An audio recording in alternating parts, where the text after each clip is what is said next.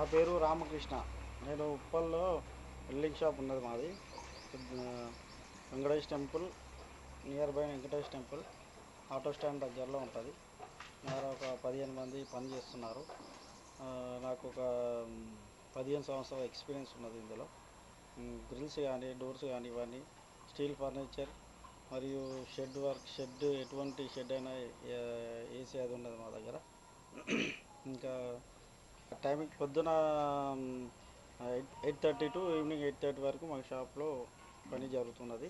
ఒకవేళ వీలవుతే night hours కూడా, emergency ఉంటే నైట్ అవర్స్ కూడా చేస్తాం.